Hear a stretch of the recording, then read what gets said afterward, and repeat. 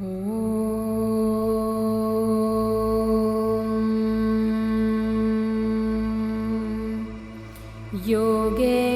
चित्तस्य पदेन वाचां मलं शरीरस्य च वैद्यकेन योपाकरोतं प्रवरं मुनीनां पतञ्जलिं प्राञ्जलिरानतोऽस्मि। आबाहुपुरुषाकारं शङ्खचक्रासिधारिणं सहस्रशिरसं श्वेतं प्रणमामि पतञ्जलिम्।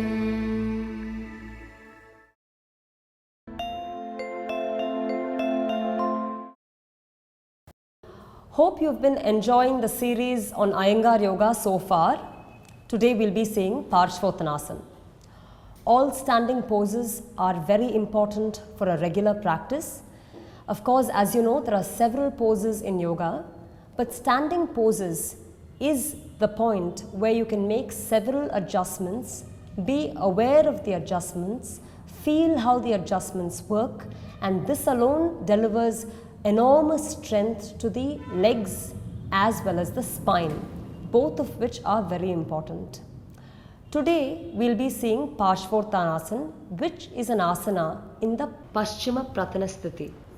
By Paschima Prathanasthiti, we mean bending forward from a standing pose.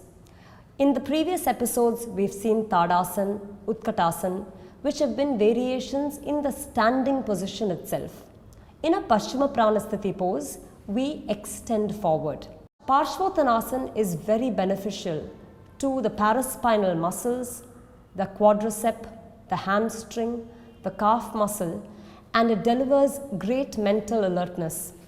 Initially, when you begin, you feel that it's a little difficult to gain balance in the pose, and that makes you want to focus. And when that makes you want to focus, the mind tunes into the body in such a way that there is stability and alertness. So let's begin our practice of Parsvotanasana today.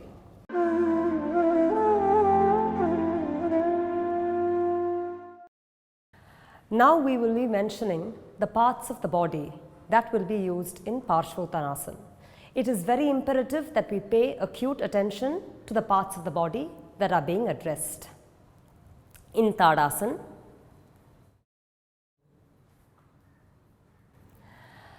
first we'll have to pay attention to the sternum. The sternum, that is a bone that is in the center of the chest. From the base of the breast all the way towards the notch of the collarbone is the sternum. It is the bone connecting the two sides of the rib cage, the central bone. The next part that we'll be seeing is the sides of the body. So the practitioner will turn to the side. The arms are going to be lifted up to show you, connecting the outer hip to the outer armpit. The outer armpit goes through the bottom floating rib and then comes through the side of the hip. This is the side of the body that we must pay attention to. The next is the back ribs.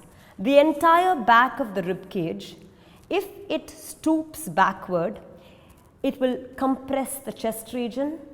So the back rib cage must be pulled in, by which the sternum is sharply raised up to make sure that the hunch of the body is addressed and removed.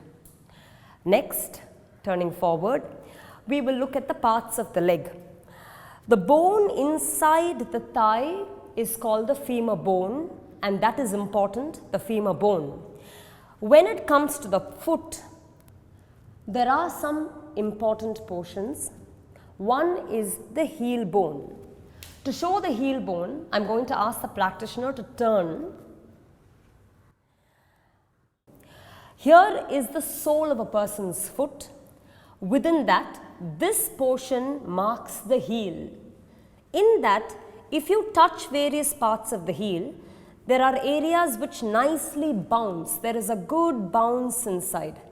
But towards the back middle heel, there is an area which is slightly resistant. This is bouncy, and here this is slightly resistant. There is the heel bone. We'll have to mark the area of the heel bone for this pose. The next is the arch of the foot. Normally, when a person stands, it's common to collapse the arch. The arch tends to be collapsed like this. We'll have to make sure that this arch is nicely lifted up. There should be a formation of this arch that is nicely lifted, not dropped, lifted. The next part of the foot that we will use is the outer heel. This is the entire circumference of the heel. Within that part of the heel which is on the side of the little toe is the outer heel. Outer heel in line with the little toe.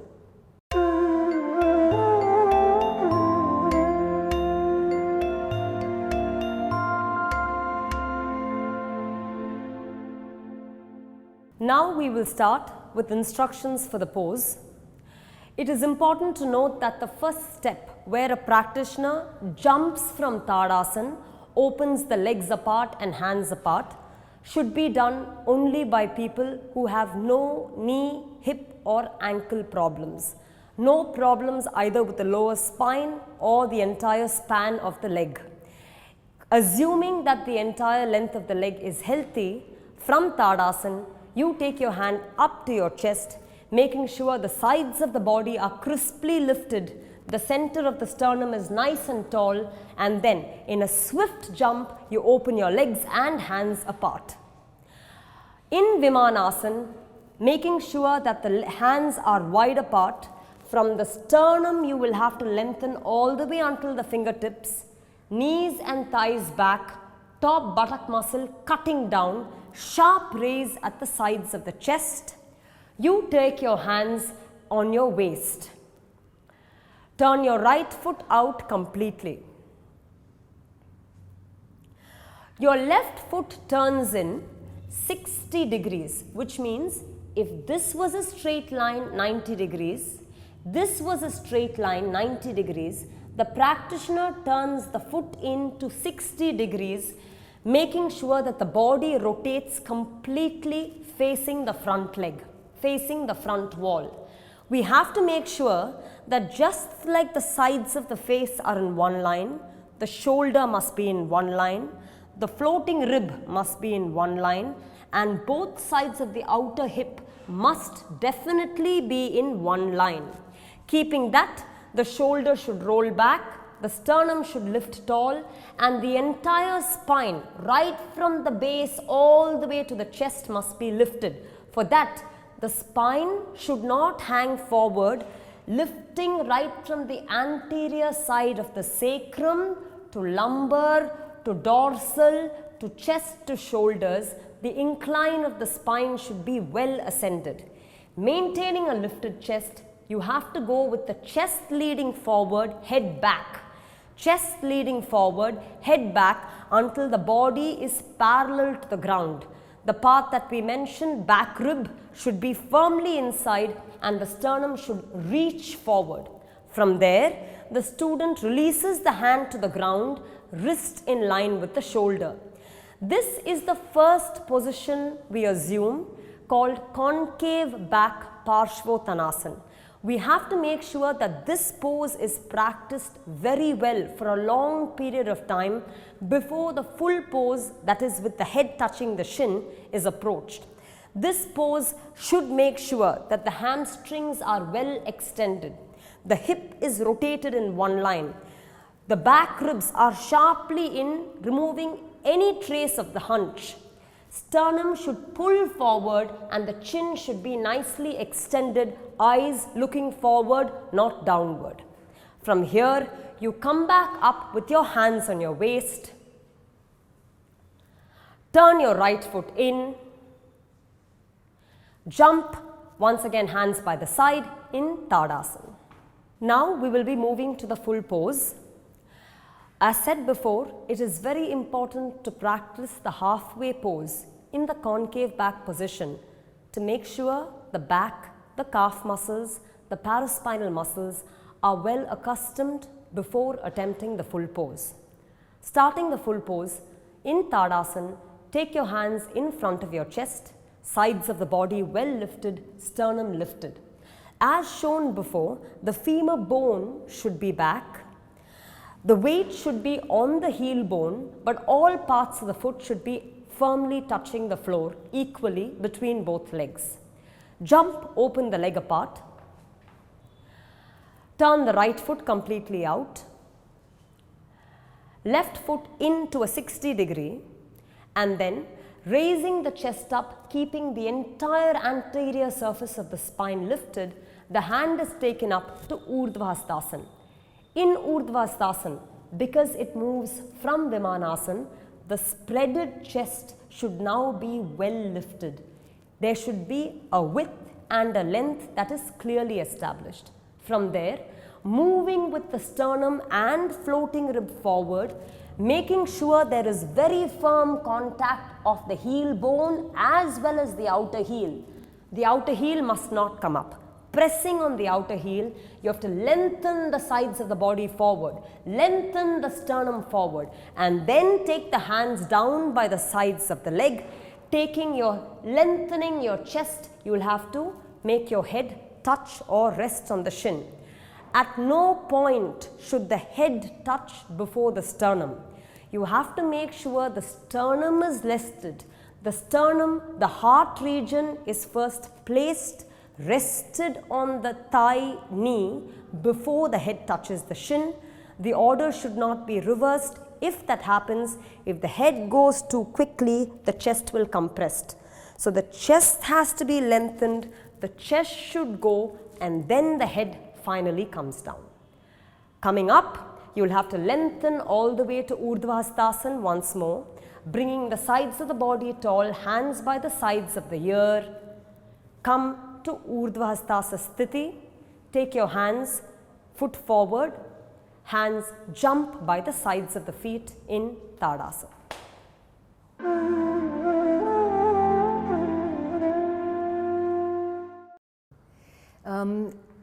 In this standing position, if one is unable to bring one's hip into one line, how does one correct that? So you will start once again with your legs apart, 3.5, 4 feet, hands on your waist, and turn to the position that you're referring to, where your foot is turned out and you're standing.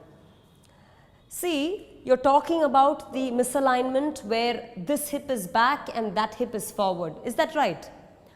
So now, usually whenever a person stands, you're going to be standing. The tendency is the foot that is in front, that hip will be dragged in front.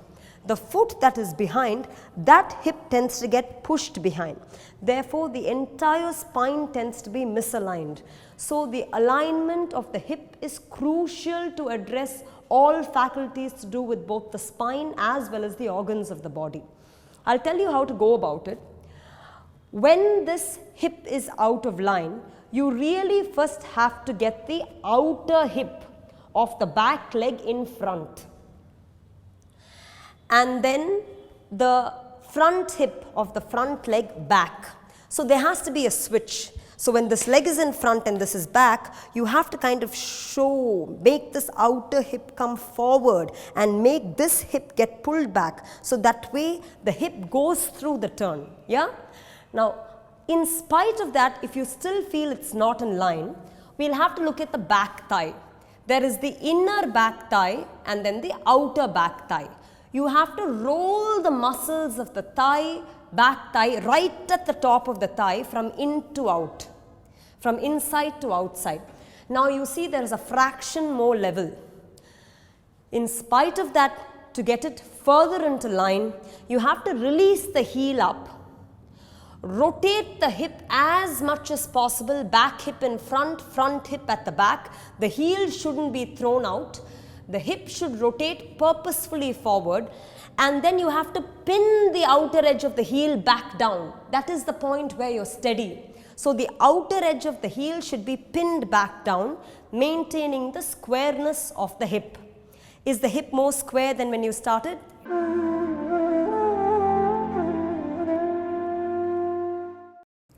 In the concave back position you talked about, I feel as though I still have a slight hunch in the dorsal.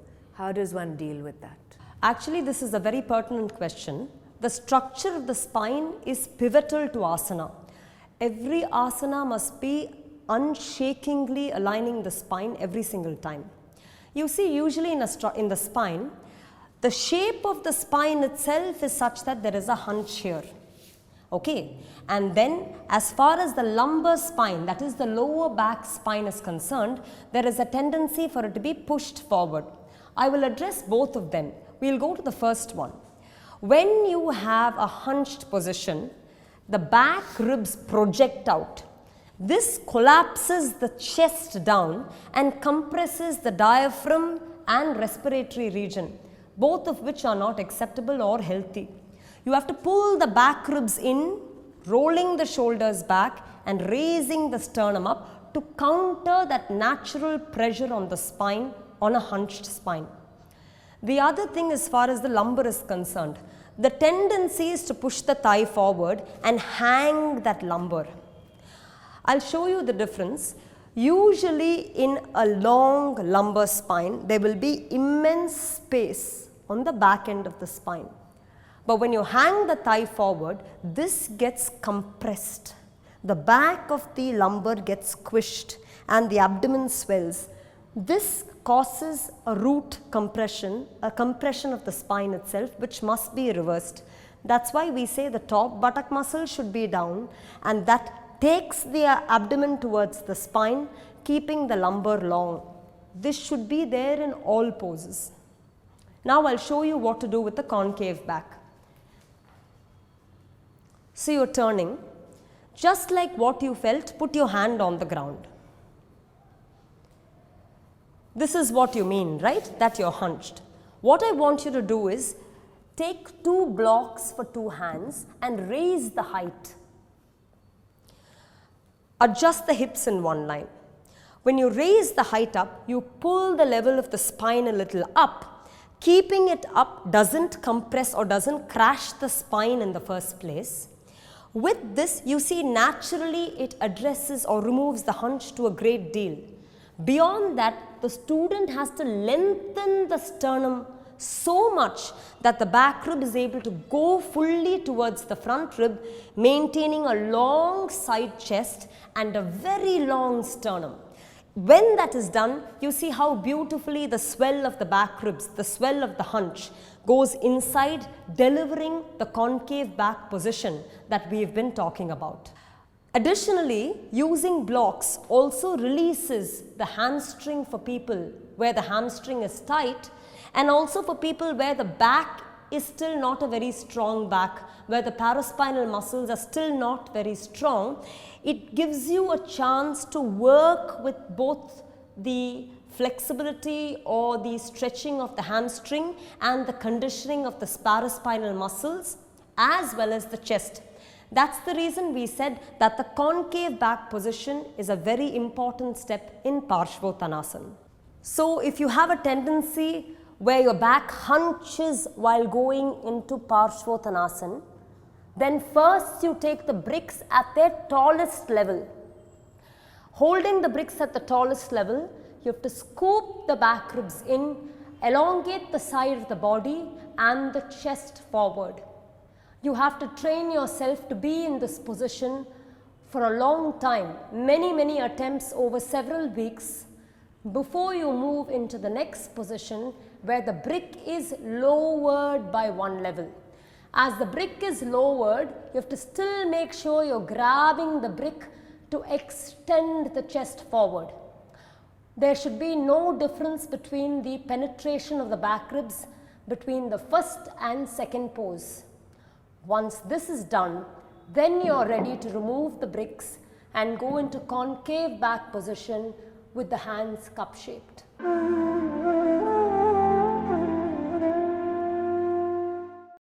I have one more question.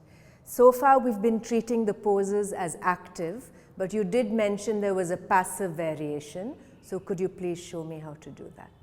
See, actually an active pose means the entire body is alert and with a lot of strength you deliver a pose such that the asana has actively touched every fragment of your body. When it's a passive pose, the alignment of the pose is not compromised. You're still making sure, because it's alignment that gives equanimity to all parts of the body. So we are maintaining a highly aligned pose, but with the head rested. When the head rests, the brain relaxes. Despite the fact that you're physically doing the pose, it's extremely calming on the brain. That is what we'll be approaching now. So you stand with your legs forward in Parsvotanasana. Get the hip in one level, and then straight reach your palms down to the bolster. After you do that, I want you to place your elbows down with the palms facing each other. Walk your elbows forward so that, as I said, the alignment of the body is not compromised. The body should go far and this dorsal should go in. Chest should be lifted forward. Then, when you arrive at the pose, you cross your hands to hold and rest your head down. In such a way, you can stay for a few minutes in this pose because the head is rested, the body is long, the legs are functioning, but it's very calming as far as the effects on the brain and nerves are concerned. This is what we mean by a passive pose.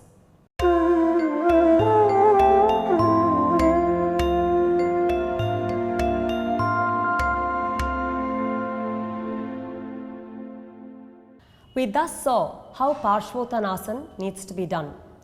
Parsvotanasana was taught in two positions, the concave back position as well as the full position. A practitioner must take care to do the concave back position quite a few times before approaching the final pose. It is also important to make sure that you do both sides equally for the equal number of time as well as for the length of time. Parsvotanasana in the full pose is not easy to deliver right at the first shot. We saw how props may be used to adjust the hip to make the chest as well as the spine fully functional. Therefore, props help a practitioner do things which he or she by himself may find difficult to overcome. Initially, when a beginner starts practicing Parsvotanasana, you needn't worry about spending too long in the pose. You touch and go. But as time progresses, you want to spend more time moving from 10 seconds to 20 seconds to 30 seconds, possibly a minute, where you're using the time to make sure that all the adjustments to all parts of the body is felt and deliberately done. We'll now look at some of the benefits of Parsvotanasana. Parsvotanasana has two states, as we saw, the active as well as the passive. In the active state, because you're turning, rotating the hip, it delivers joint mobility to all parts of the lower trunk of the body, namely the hip, knee and the ankle.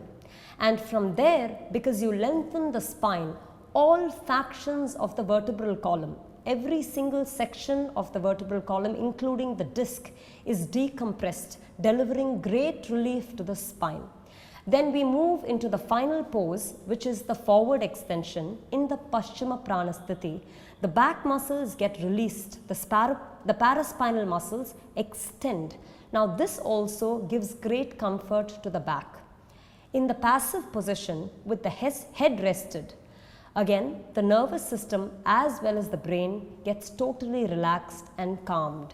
Hence, Parsvotanasana is a complete physiological as well as a psychosomatic pose.